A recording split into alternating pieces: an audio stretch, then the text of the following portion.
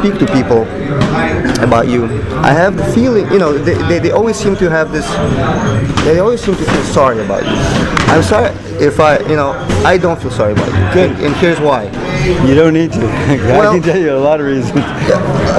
From what I think, that's exactly what makes you you. There's a difference between a professional, like a person who knows how to do something well. He becomes an example. A person like yourself becomes an inspiration. You're doing something on the highest possible level with, with something like this. It's an inspiration, and I see it as that. Lance Armstrong, guys like that don't come around often, and when they do, it's just good. It's good for a lot of people to see this. Yeah, the thing is, I chose the sport. I deal with what I have and so forth, and I don't want anyone to really feel sorry for me because I have the greatest life in the world. Yeah. I have the best job in the world. I make a lot of money at my job. I couldn't be better. Good. I'm glad to hear that. Your fighting nickname, Choir Boy. Why is that? That was kind of given to me. Choir Boy, Babyface Assassin, La Cucaracha. Those names were all given to me. I never really took one, and I didn't want to be really announced like that. But promotional wise, they would do that. Irish Freddie Roach. I got about that much Irish in me. I'm mostly French Canadian. Well, that makes you fight. The Irish part, right? It's sold tickets though. So the thing is, I really never took a nickname because if I ever made it, I wanted Freddie Roach to make it, not the Choir Boy. Yeah, I remember reading somewhere you saying that you never thought you'd become a boxing trainer even after you quit boxing for a while. Why is that? The thing is, you go through boxing, and at 27 years old, you're all done, and everybody says, when you retire, come look, I'll give you a job and so forth.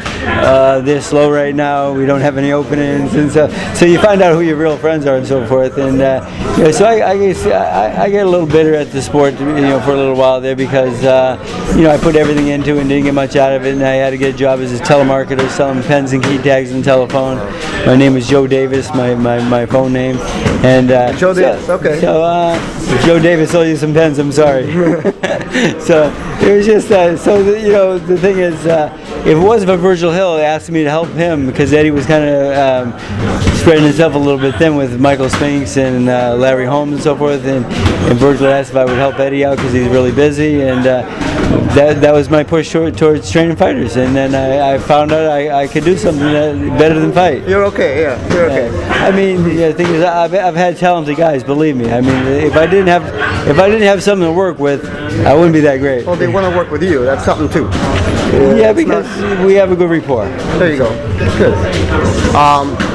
Now, your mother, Barbara Roach, nice lady. She was the first, I believe, in Massachusetts. She was the first boxman. Was she part of the influence on you as far as boxing? I knew your father was a fighter,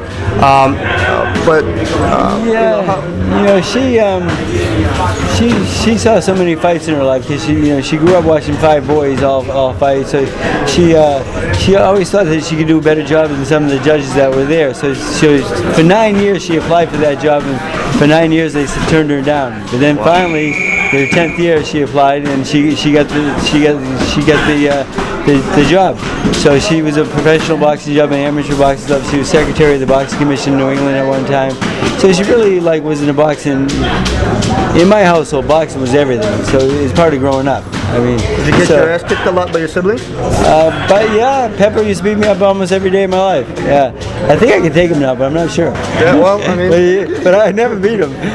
Matter of fact, we made it to the finals in the Silver Mittens one year, and we fought each other, and he beat the heck out of me. Oh, did he? I couldn't beat him as an amateur. There's still time for revenge, okay? I know. Not everything's lost. But the thing is, my mom's a great lady, and right now she's in the process of moving into beside my house in a duplex I have, and she's a little bit sad about my little brother Joey passing away last year, and so Vegas has so many memories of that. So she'll be here next week actually. So it'd be good to have mom close, and she's a pretty good boxing judge. She knows the sport pretty well. I mean, but she grew up watching the sport. But it's funny. As an amateur, she would watch me fight and stuff, but she would never watch me as a pro, though. Why is that? Well, a pro is different. A pro is you're making a living. I mean, it's your bread and butter. I mean, it's just amateur boxing is more like going to the Olympics and more of a sport where professional boxing is a job. So she didn't really care for that so much because it just wasn't. Just to watch her son take punches wasn't her favorite thing, I guess. And sometimes I took a few too many. As far as I know, she's really. She likes what you do now. She's. Oh yeah, she likes it. She supports me 100%, and she'll be working here in the gym. And oh, she's gonna be with you. Yeah, she'll come in. She'll open the gym in the morning and stuff like that. So I had to give her a job. Yeah. So. There you go. Does she ever still call you and say, Freddie, don't do this, don't do that? I mean, she's not gonna do that here, are you? Because if you're gonna have to fire her.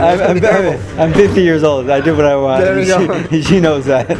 She would never interfere. No, I'm a grown man.